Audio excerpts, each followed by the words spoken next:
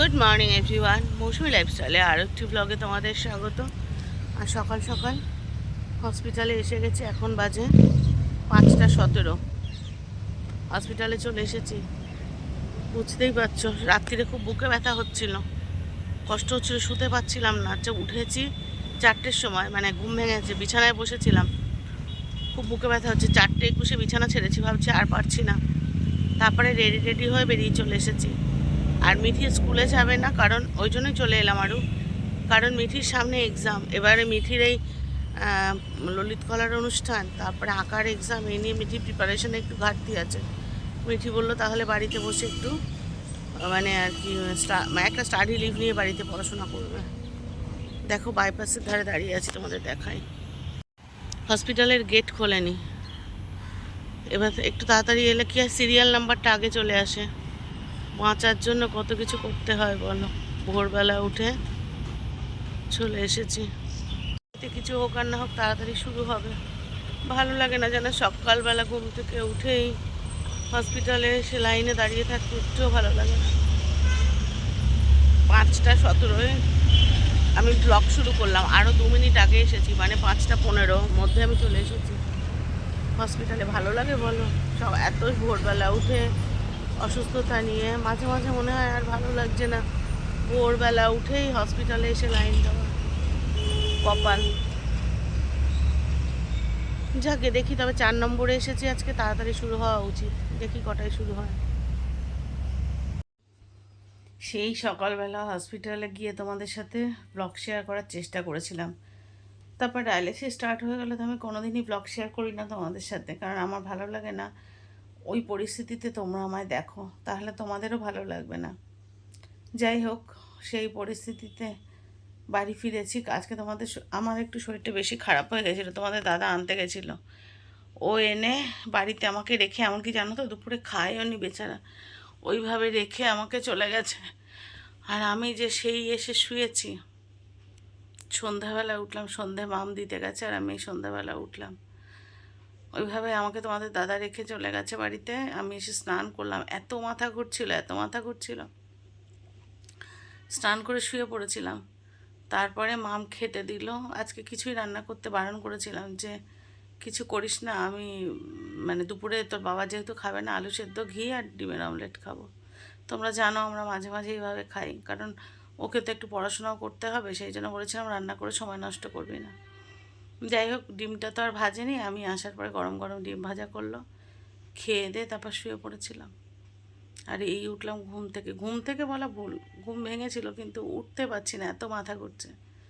চা খাবো বলে বসে আছি, কিন্তু একা একা চা করতে যাবো সে সাহসও পাচ্ছি না।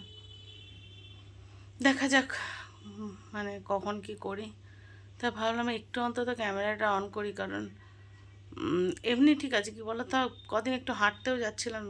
ডায়ালিসিসের দিনগুলো হয় না, আবার কেমন সুগার প্রেশার ফল করে যাচ্ছে, শরীরটা ভালো লাগছে না, কষ্ট হচ্ছিল। তারপর শুয়ে উঠলাম এখন। এবার চা খাবো, কিন্তু সে মানুষটা এখনও বাড়ি আসেনি, দেখি আসুক তারপরে, কারণ দেরি করে গেছে তো, ফিরতেও দেরি হবে। রাত্রে কী রান্না করবো জানি না, শুধু আলু সেদ্ধ আছে আর ভাত আছে। বেশ মামা অনেক আলু, ছোটো তো এখনও মাপ বোঝে না। ভাবছি রাত্রে প্লেন ভাত ভাজা করে দেবো, একটু ডিম ভুজিয়া করে ভাত ভাজা করে দেবো।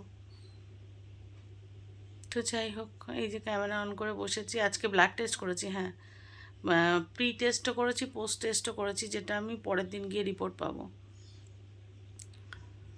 মানে বুধবারে রিপোর্ট পাবো। যাই হোক, চলো এখন বসে বসে কী করবো এখানে, হয়তো মামের ট্যাবটা নিয়ে বসে বসে একটু সিরিয়াল মিরিয়াল দেখবো, না একটু ফোন ঘাঁটবো, কারণ উঠে আমি বাইরে যেতে যাচ্ছি মাথা ঘুরছে, মাথা ঘুরছে। আমি ঠিকই পড়তে দিয়ে এসেছে মাম, আমি ঘুমাচ্ছিলাম, কখন দিয়ে এসেছে আমি জানি না। বললো মনে হয় 5:30 থেকে পড়া ছিল, একটু দেরিও হয়েছে, তো দিয়ে এসেছে। মাম পড়াতে যাবে, মামের 7:30টায় পড়ানো। এখন ওর বাবা কখন আসে কী হয়। চলো যতটুকু পারবো, যেভাবে পারবো ছোট ছোট করে শেয়ার করছি, ঠিক কথা, কারণ তোমরা বলেছো মৌসুমি ছোট করে হলেও ভিডিও দাও, তোমার সাথে অন্তত গল্প করি, সেই জন্যই ছোট করে হলেও ভিডিও করার চেষ্টা করছি। চলো সঙ্গে থাকো, যতটুকু পারবো শেয়ার করার চেষ্টা করব। শুভ সকাল বন্ধুরা, কেমন আছো সবাই? কালকে ডায়ালিসিস করেছে, শরীরটা তো বেশ একটু এলোমেলো হয়ে গেছিলো, আর ভিডিও কন্টিনিউ করতে পারিনি, সেই সকালে একটুখানি করেছিলাম আর বিকালে তোমাদের সাথে কথা বলেছিলাম। আজ সকালবেলা উঠেছি অনেকক্ষণ।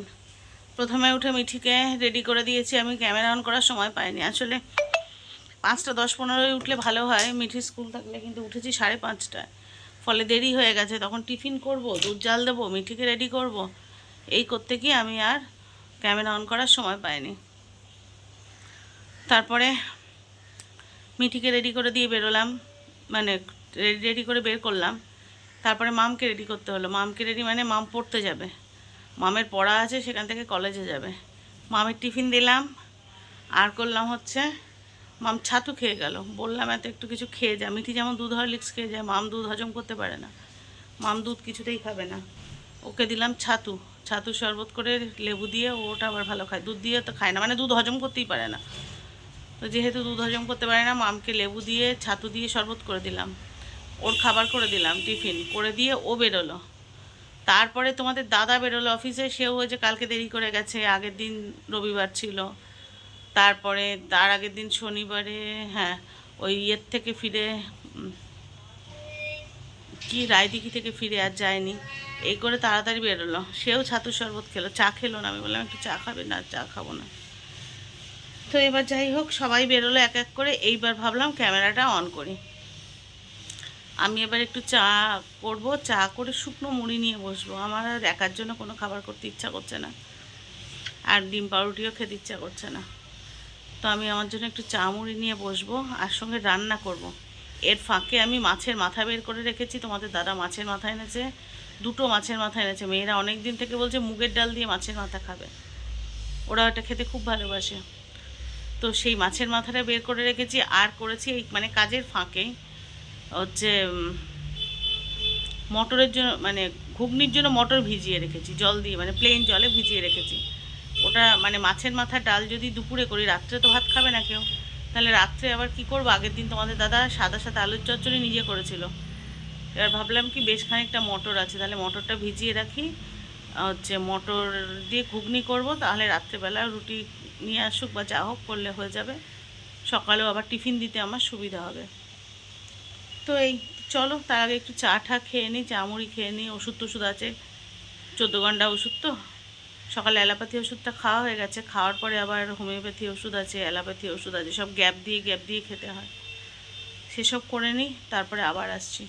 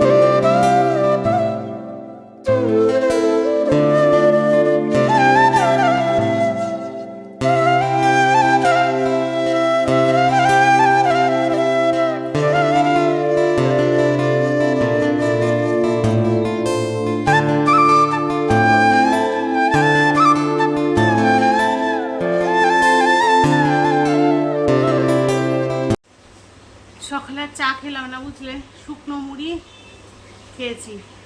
চা যত কম খাওয়া যায় তত ভালো, বলো। আর স্ট্যান্ডে ফোনটা দিয়েছি বলে সব ওইভাবে দেখাতে পারছি না। একটু পাকা পেঁপে নিয়ে বসেছি, এই যে পেঁপের কিছুটা অংশ কেটে নিলাম, পাকা পেঁপে খাবো। আর হ্যাঁ, ফ্যান চলছে, কিছু মনে করো না। পাকা পেঁপে খাবো বলে বসেছি। আমি একটু পেঁপেটা খাই, মানে একটু কিছু ফল তো খেতে হয়, আমরা তো সব কিছু পারি না। জানো তো এই সময় কত পাকা আম উঠছে না, কিন্তু আমি খেতে পারছি না। পাকা আমে প্রচুর পটাশিয়াম। আমরা এখানে আমাদের যে কিডনি পেশেন্ট দিদিরা সবাই জানে প্রচুর পটাশিয়াম। কখনো যদি খেতে ইচ্ছা করে একটা সরু পিস খাই, তাও ডায়ালিসিসের আগের রাত্রে, অথবা যদি শুক্রবারে যেমন বেলায় ডায়ালিসিস নিতে যাই শুক্রবার, আর ওখানে রান্না হচ্ছে, মনে হয় আওয়াজ পাচ্ছ চটচট করছে, মানে মাছটা ভাজতে সিমে বসিয়ে দিয়েছি। এইটুকু কেটেছি আর এটুকুই খাবো। আর পেঁপে খেতে আমার ভালোও লাগে, অল্প একটু কেটে নিয়েছি। আর এই খোসাগুলো প্লেটে রাখছি, তোমাদের সাথে শেয়ার করছি, দাঁড়াও। প্লেটে রাখছি কারণ জানোই আমি এই সবজি ফলের খোসাগুলো সব পচিয়ে গাছের গোড়ায় দিই। এটা মানে পেঁপেটা আমি খাবো আর পেঁপের খোসাটা আমার গাছের খাবার। দাঁড়াও তোমাদেরকে দেখাই কোনটুকু কাটলাম।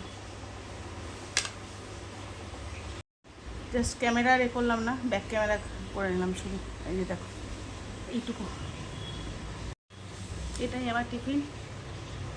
শুকনো মুড়ি খাওয়া হয়ে গেছে, আর এবার খাবো পেঁপে।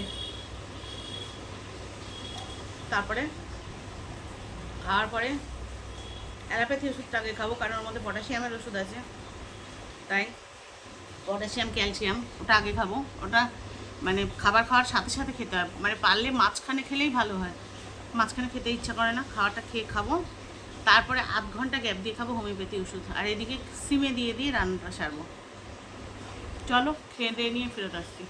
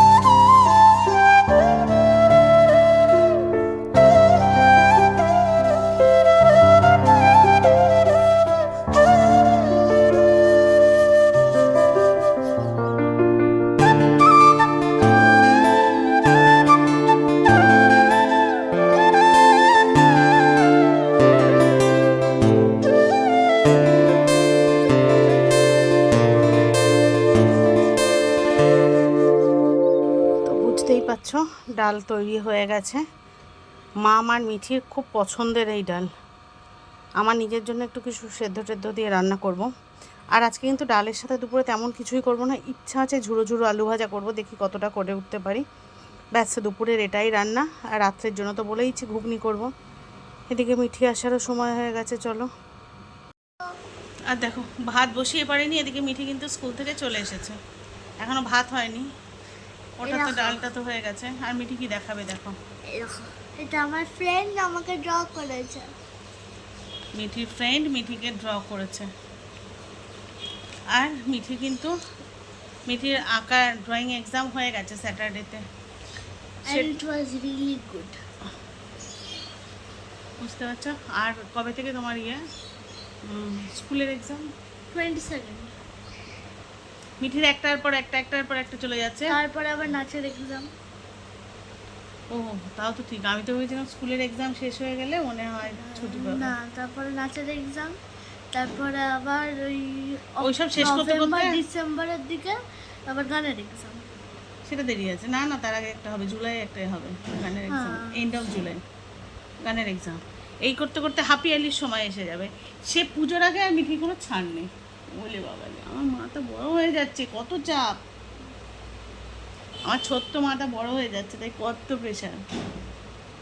কিন্তু মিঠি এটা পছন্দ করে তো, এগুলোর প্রেশারটা? মিঠি কষ্ট হয়? ভালো লাগে? মনে হয় বড় হয়ে গেছে। তো চলো ঝটপট ভাত বসিয়ে আসি, নাহলে আমার মাটা খেতে দেরি হয়ে যাবে। ও দীপ ভাইয়ের বাবা বাড়ি নেই তো কী হচ্ছে, ও তো চলে এসেছে না, তাড়াতাড়ি খাওয়া করতে হবে তো। না, আমার মার খিদে পেয়েছে। তো চলো ভাত টাত বসিয়ে আসি, তারপরে আসছি আবার। বলেছিলাম ঝুরো ঝুরো আলু ভাজা করব। এটা কিন্তু হাতে কেটেছি আলুটা, হ্যাঁ, ফাইনালি চপ করে নিয়েছি। এটা একটু জল ঝরাতে একটা বাটির উপর বসিয়ে রেখেছি, যাতে একদম জলটা ঝরে যায়। এটা ভাজতে তো খুব বেশি সময় লাগবে না, ছ্যাঁকা তেলে ভাজা হবে। আর এটা মিঠি খুব পছন্দের জিনিস। আর দেখাই, রান্না শেষ। আজকের খাবার কি আছে তোমাদের দেখাই। ভাত হয়ে গেছে, এই যে ডালের ফাইনাল লুক। আর এইটা কালকের ছিল, কাল না সরি পরশু দিনের। ওটা অবশ্য মিঠিকে দেওয়া হবে না, ওটা মিঠির বাবার জন্য আছে, বেলায় এসে খাবে। তো ওটা পরশু দিন আমি রান্না করেছিলাম, একটা থেকে গেছিলো সেইটা। ব্যাস, এই হচ্ছে আজকের রান্না। চলো মিঠির পাশে বসি। তো ভাতও হয়ে গেছে ইতিমধ্যে। আমি ভাত করতে করতে আমার মিঠি স্নানও করে নিয়েছে, তাই তো। কারণ কি বলো তো, খুব কষ্ট হয়, এত বিচ্ছিরি রোদ না, রোদ্দুর থেকে আসে, গরম, বিভৎস গরম। আর যখন ওই স্কুলে এসি থেকে বেরিয়ে এই বিচ্ছিরি গরমটা পায় না, মাথার উপরে একদম 12:30 তো পুরো সূর্য মাথার উপরে থাকে। আর তোমাদের যেটার জন্য ক্যামেরাটা অন করলাম, তোমাদের দেখাই আমরা এখানে কি করছি। দাঁড়াও, ব্যাক ক্যামেরা করে দেখাচ্ছি। মিঠি হাসছে, আমি দেখিয়ে নিই তারপর বলছি কথা। এখানে বসে বসে আমরা মিঠির ভিডিও দেখছি।